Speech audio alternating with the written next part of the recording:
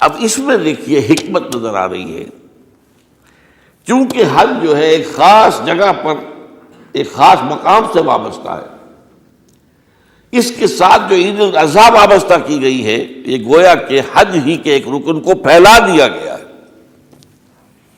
قربانی جو مناسک حج میں بڑی اہمیت کی حامل ہے، اسے عام کر دیا گیا۔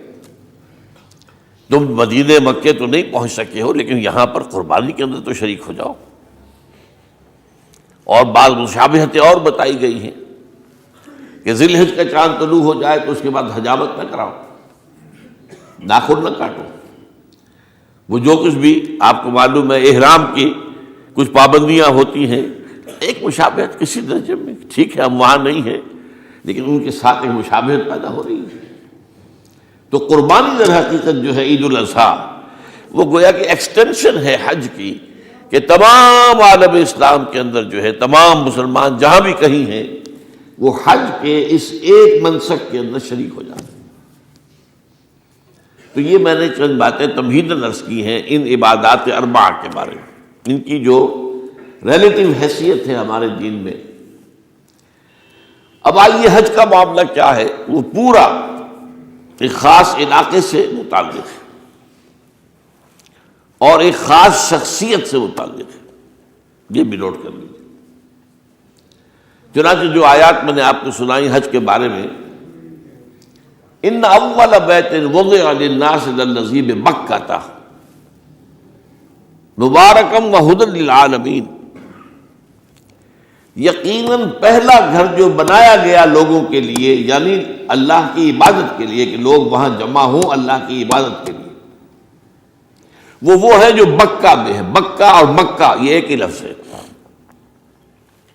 تورات میں بکہ کا لفظ آیا ہے، قرآن مجید میں مکہ۔ یہ تھوڑا فرق جو ہے یہ تلفظ کا ہو جایا کرتا ہے مختلف زبانوں کے اندر، جیسا کہ آپ کو معلوم ہوگا کہ آج کل جو عرب کے لوگ ہیں وہ قاف کو گاف پڑھتے ہیں، گل گم، قم کی بجائے گم، قل کی بجائے گل، اقول لک اقول لک، وہ گاف۔ تو یہ جو ہے فرق ہو جاتا ہے۔ تو بکہ، وادی بکہ، یہ ہے در حقیقت مکہ مکرمہ۔ تو پہلا گھر جو بنایا گیا ہے، اور اس کے بارے میں جو یہ عام طور پر مشہور ہے کہ اس کے معمار حضرت ابراہیم ہیں، یہ بات صحیح نہیں ہے۔ اس کے معمار اول حضرت آدم علیہ السلام خود ہے۔ اول بیت ہے نا، پہلا گھر۔ تو کیا یہ ممکن ہے کہ آدم سے لے کر ابراہیم تک کوئی گھر اللہ کی عبادت کے لیے بنا ہی نہ ہو؟ تو ناممکنات میں سے اولا بیت میں خود دلیل موجود ہے۔ حضرت آدم علیہ السلام نے اس کی تعمیر کی، البتہ اس کے بعد بعض سیلابوں کی وجہ سے یہ عمارت گر گئی اور کچھ جو وہاں پر آبادی بنی تھی وہ بھی ختم ہو گئی۔ تو ایسے آتے ہیں، آپ کو معلوم ہے کہ یمن میں جب ان کا ایک بند ٹوٹا تھا بہت بڑا، سد معارم، تو پھر وہاں جو اتنی خوشحالی تھی اور جو وہاں پر جو باغات تھے اور جو کھیتیاں سب برباد ہو گئی، اور وہاں سے لوگ جو ہے نقل مکانی کرنے پر مجبور ہو گئے۔ یہی یمن کے قبائل تھے جو جا کر شام اور عراق میں آباد ہوئے، یہی یمن کے دو قبیلے تھے جو مدینے میں آ کر آباد ہوئے، اوس اور خزرج، یہ یمن کے قبیلے تھے۔ تو اس بند کے ٹوٹنے کے بعد اگر خدا نہ خواستہ اگر ہمارا تربیلا ڈیم ٹوٹ جائے کیا ہوگا؟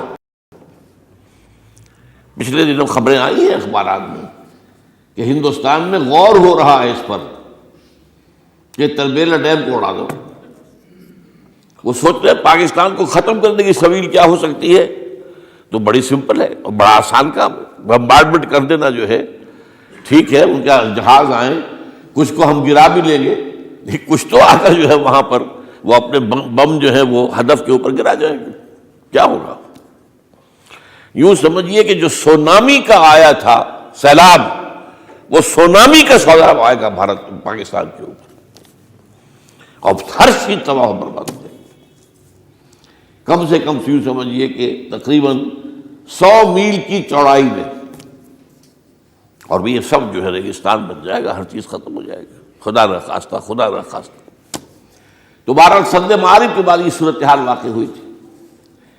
تو اس کے بعد سے یہ جو ہے یہ اللہ کا گھر یہ جو ہے گرا ہوا تھا، اس کی کوئی اب صرف یہ کہ قواعد رہ گئے تھے۔ قواعد کہتے ہیں جو بنیادیں ہوتی ہیں، وہ پھر اللہ تعالیٰ نے حضرت ابراہیم کو بتائی کہ یہ ہیں وہ بنیادیں جن پر کہ وہ گھر ہوتا تھا۔